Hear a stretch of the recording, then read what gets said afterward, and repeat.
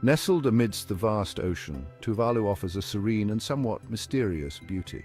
With a total land area of just 26 square kilometers and a population of around 11,000, mostly concentrated on the main island of Funafuti, Tuvalu is the least visited country in the world. Only one airport services this remote paradise with just 2 flights per week. This isolation attracts a small number of adventurous travelers each year. Approximately 2,000 tourists are drawn to Tuvalu's pristine nature, sun-drenched beaches, crystal-clear waters, and distinctive, slow-paced island culture. Despite its limited facilities, Tuvalu's charm lies in its natural beauty, the friendliness of its people, and opportunities to partake in traditional activities like fishing and canoeing. Tuvalu is facing an existential threat due to rising sea levels. According to the United Nations, the highest point in Tuvalu is only about 4.5 meters above sea level, making the island extremely vulnerable to flooding and erosion.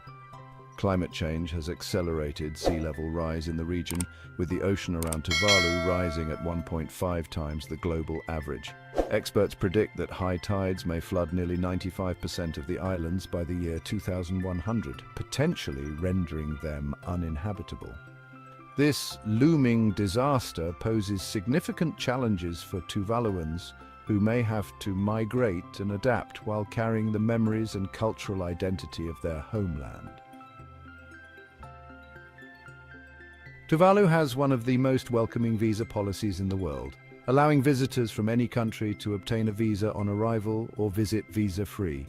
No pre-approval or paperwork is required. You simply need a valid passport and a round-trip ticket to demonstrate financial responsibility for your stay. This open-door policy is aimed at encouraging tourism and cultural exchange, making it easier than ever for tourists to experience Tuvalu's charm, culture, and hospitality for up to 30 days. In remote Tuvalu, modern conveniences are limited.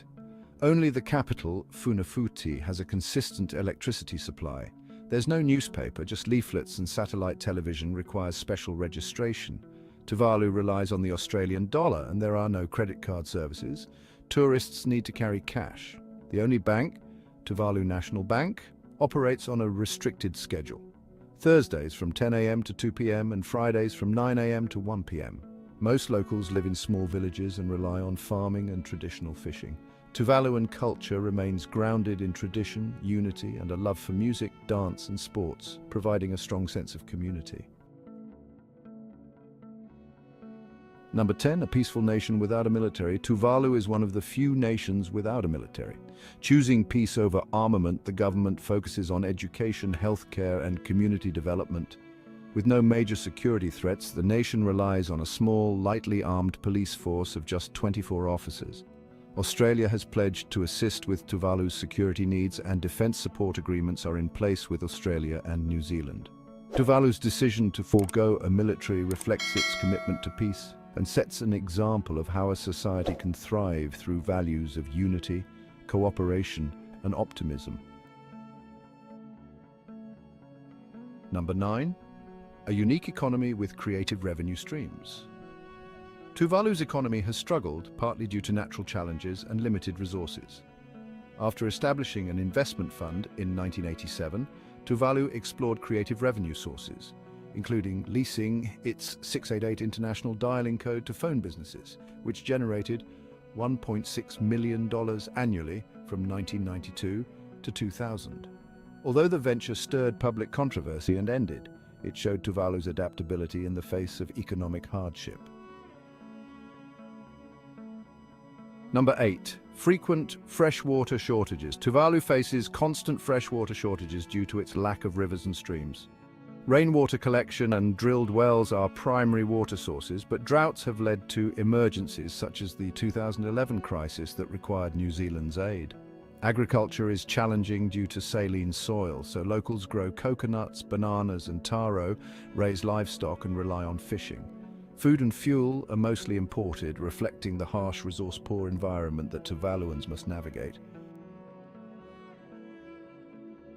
Number 7. Historical kidnappings into slavery. In the late 19th century, Tuvalu experienced a tragic chapter known as blackbirding. the practice of abducting indigenous people for forced labor on plantations in Fiji and Australia.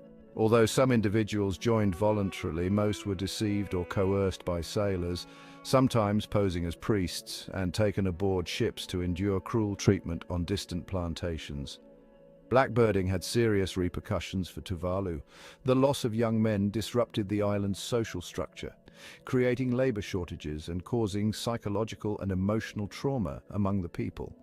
This dark period of fear and insecurity only ended in 1872 when the British Pacific Islanders Protection Act was enforced, criminalizing the practice after persistent advocacy by missionaries. Number 6. Peaceful and beautiful capital Funafuti. Funafuti, Tuvalu's capital, stands out with its peaceful atmosphere and close-knit community spirit. Unlike many bustling cities, Funafuti is compact, only about 400 meters wide and narrowing down to 20 meters in some areas. Despite this, it's vibrant, with a main road stretching from north to south that takes about 15 minutes to traverse. The capital's airstrip doubles as a football field, clothes-drying area, and even a sleeping spot during hot nights. Funafuti's intimate layout fosters a friendly atmosphere where locals regularly interact, making the capital a lively yet tightly woven hub of cultural and administrative life. Tuvalu is rich in marine and island biodiversity, with ecosystems that support rare species of fish, corals, birds, and even endangered green sea turtles. The Funafuti Marine Conservation Area, spanning 33 square kilometers, offers visitors opportunities to snorkel, kayak, and explore coral reefs, all while supporting ecotourism, a promising sector for Tuvalu's economy. The cultural tapestry of Tuvalu is also unique, blending Polynesian traditions with British influences. Dances like the Oga for women and Fakasizia for men, performed at celebrations, showcase the nation's vibrant heritage. Though tourism faces challenges due to limited internet connectivity, visitors are warmly welcomed and encouraged to immerse themselves in Tuvalu's natural and cultural beauty. Tuvalu's history has much archaeological evidence showing that humans have inhabited these islands for thousands of years. It is likely that brave Polynesian voyagers, guided by stars and ocean currents, settled sporadically on these islands like precious pearls across the vast Pacific Ocean, bringing their customs and knowledge. These seafarers established a unique culture, blending Polynesian traditions with the realities of life on remote coral islands. In the 16th century, European explorers set foot on these pristine shores, sparking tales of a distant paradise. However, by the late 19th century, Tuvalu fell into the whirlwind of colonialism, becoming part of the British Empire. At this time, the archipelago was known as the Ellice Islands, later merging into the Gilbert and Ellice Islands colony. Despite colonial rule, the people of Tuvalu maintained their distinct identity and traditions. The dawn of the 20th century brought new challenges and changes as the islands were swept into global conflicts and economic upheavals.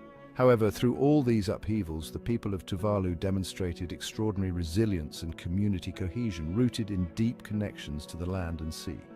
In 1978, Tuvalu gained independence, reclaiming its name and embarking on the path to self-determination. Since then, the nation has overcome many modern challenges while striving to preserve its rich cultural heritage and fragile ecosystem. Today, Tuvalu stands as a beacon of resilience in the face of environmental threats such as rising sea levels and climate change. Due to coastal erosion spreading across 2 of the country's 9 islands, this nation has even proposed relocating the entire country to New Zealand or Fiji. However, Australia has now announced protection for this nation from climate change. Australia will allow 280 migrants from Tuvalu each year, boosting remittance flows back to the 11,000 population island nation threatened by rising sea levels. Funds will also be provided for land reclamation in Tuvalu to expand the land area in the capital, Funafuti, by about 6%. Another commitment made by the 2 countries is that Tuvaluan citizens will be allowed to live, study and work in Australia, gaining access to education, healthcare and income support for families. What do you think about this? Please comment below. Tuvalu is dubbed one of the smallest and most isolated countries in the world, and it is precisely because of its isolation that this nation has become one of the most visited destinations in the Pacific. The narrowness of Tuvalu is a defining feature of the country. It has an average width of only 1.8 kilometers, with the widest point being only 5 kilometers. This unusual narrowness is a result of its location on low-lying coral islands, where land is surrounded by vast ocean expanses. Tuvalu's geography lends it a unique and unspoiled charm, with pristine sandy beaches, crystal-clear turquoise waters, and lush tropical vegetation. The country offers spectacular natural beauty as a peaceful and uncommercial island nation, replete with beautiful attractions like coral islands, picturesque lagoons, and unique cultural customs. However, the limited land area poses challenges for Tuvalu's urban development and population growth. With limited space, densely populated areas face challenges such as housing shortages, limited infrastructure, and restricted economic opportunities. The narrow land area of this country requires careful planning and sustainable resource management to ensure the welfare and livelihoods of its people. Moreover, Tuvalu's narrowness presents challenges for commerce and transportation logistics. The lack of extensive road networks and reliance on maritime transport has limited connectivity between islands and the outside world. This nation heavily relies on imports, making it vulnerable to supply chain disruptions. Tuvalu is planning to create a version of itself in the metaverse as a move to safeguard the nation's heritage from threats posed by climate change and rising sea levels. If successful, this project would make Tuvalu the world's first digitally replicated nation in the metaverse. The metaverse represents a developing future where virtual reality could become a part of everyday life. The commonality across virtual world projects is that people can interact and roleplay seamlessly, transitioning from one virtual world to another as easily as moving from one room to another in the real world.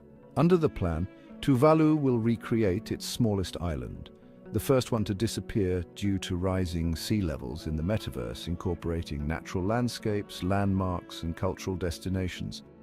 Each citizen will have a three-dimensional avatar representation, accessing the metaverse to revisit the old island, converse with each other in the native language, and preserve customs and traditions.